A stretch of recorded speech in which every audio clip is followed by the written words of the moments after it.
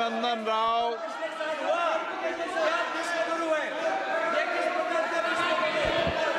माननीय अध्यक्ष महोदय, फाइनेंस बिल के ऊपर बात करने का मौका दिया, मैं बहुत बहुत आभारी हूँ आप। माननीय प्रधानमंत्री श्री नरेंद्र मोदी जी के नेतृत्व में हमारा फाइनेंस मिनिस्टर श्री निर्मला सीतारमण जी ने 24 का फाइनेंस बजट रखते हुए इस देश के युवा के लिए, इस देश को आगे बढ़ाने के लिए, स्किल डेवलपमेंट के लिए, अनएम्प्लॉयमेंट को दूर करने के लिए मोर ट्रांसपेरेंसी के साथ ये बजट को लाया है।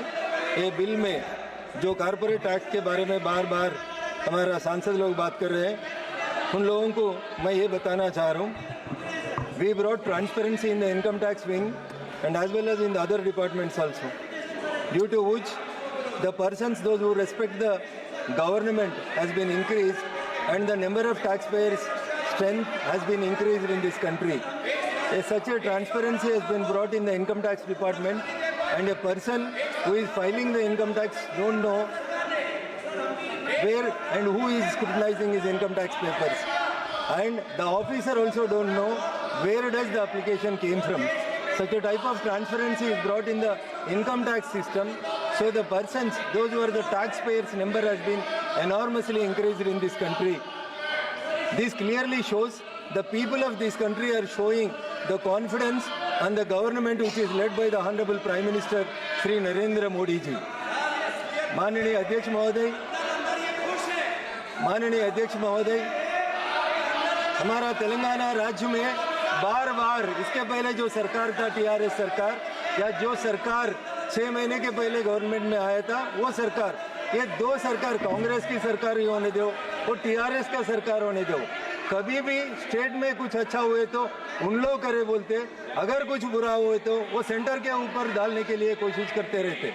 हर बार वो 10 साल का बीआरएस का रूलिंग होने दीजिए, नहीं तो 6-7 महीने को कांग्रेस का रूलिंग होने दो।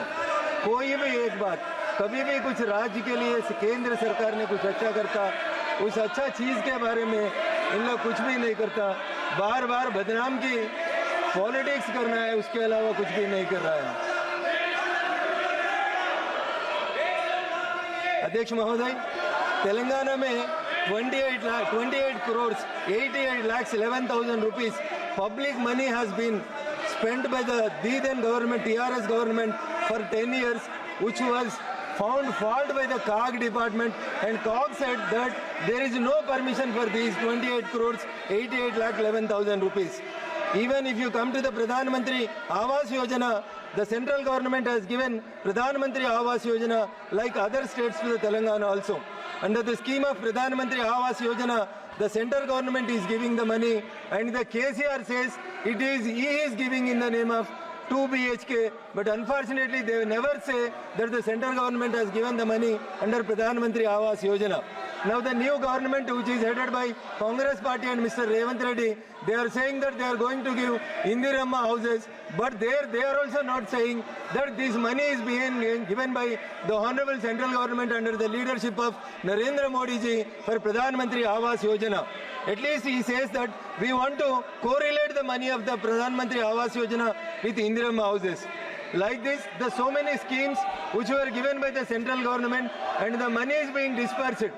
Earlier it was under the UPA rule, there was only 32% of the devolution of funds was there.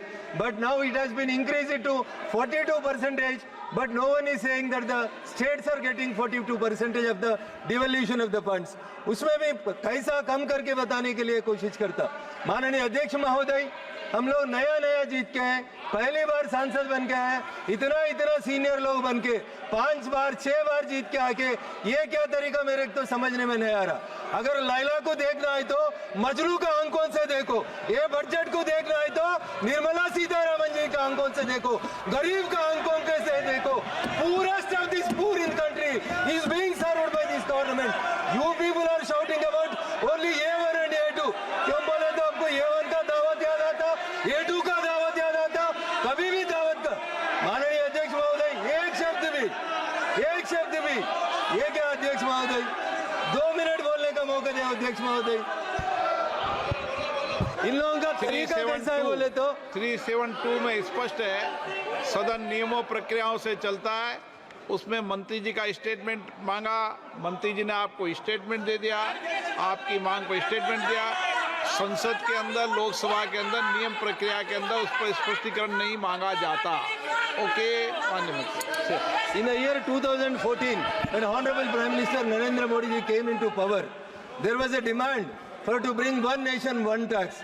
Congress लोग बोलते हैं हमारा सोनिया जी का मानस पुत्रिका, but they failed to introduce the GST bill 2004 and 14. After 10 years of their governance, they can't do the act of GST, but it was brought by under the leadership of dynamic leadership of Sri Narendra Modi ji. The GST was being introduced in this country. In the year 2017, when it was introduced for the first time, for the first month, 68,000 crores of rupees has came as the GST tax in this country, and in the last month it has been grown up to the 2 lakh crores. Your Honor, may kindly see, this is all happening just because of the transparency and the government which is doing all this for the poorest of the poor. But the opposition leaders, they want to always blame the government by saying one or the other thing. माननीय अध्यक्ष महोदय, मैं एक ही शब्द बोल के बोलना चाहते हैं पप्पू यादव जी। अध्यक्ष महोदय, मैं एक ही बात बोल के मैं कंक्लूड करना चाहता हूँ।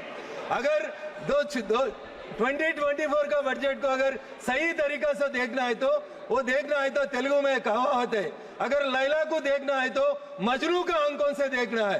ये लोग ये बजट को देखना है तो पूरा पूर ऑफ द कंट्री के साथ उसका आंखों से देखना, मगर उन लोग जो नाम लेता ये 1 उन लोगों के दावतों में कहा के उसका आंखों से देखे थे बजट उन लोगों को समझ नहीं आता। मैं पहली बार जीत के आया, मेरे को ये बजट का फाइनेंस बिल के ऊपर बात करने का मौका दिया, मगर उन लोगों को घंटों का शब्द करने का आवाज और अवसर दिए तो भी उन लोगों को कई शब्द, एक शब्द में उन लोग अच्छा भी बोलने के लिए बजट के मना किया।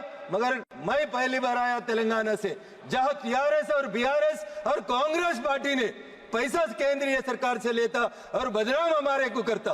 कल का बजट में सिर्फ और सिर्फ 2 पदों के ऊपर 48,000 crores has been given to the Telangana government, मगर वहां हमारा तेलंगाना कांग्रेस का सरकार ने बड़ा फ्लेक्सी लगा के ये बात बोलते तेलंगाना से भाजपा को 8 MP दिया, 8 पैसा भी नहीं लाता। वो 7वीं क्लास पढ़ा, 5वीं क्लास पढ़ा, हमारा सीएम क्या पढ़ा मैं नहीं बोल सकता, मगर जो आदमी जो बजट को सही तरीका से नहीं देख सकते उसको मैं क्या बोल सकता हूं। सर, निर्मला सीतारामन जी ने कश्मीर से लेकर कन्याकुमारी तक हर कंट्री में हर जो स्टेट है, हर स्टेट को इक्वल अपॉर्चुनिटी देके आगे बढ़ाने के लिए जो फाइनेंस बिल लगाया, फाइनेंस बजट लगाया, मैं इसको समर्थन देते हैं। मेरे को अवकाश दिया माननीय अध्यक्ष जी, मैं आपको बहुत बहुत बधाई देते विराम लेता हूं। धन्यवाद। पप्पू यादव जी, वो असाउद्दीन आप बैठ जाओ, असाउद्दीन ओवैसी जी को बोल लेने दो। थैंक यू सर, आप बैठ जाओ sir. Thank you sir. Sir, the threshold of 2.5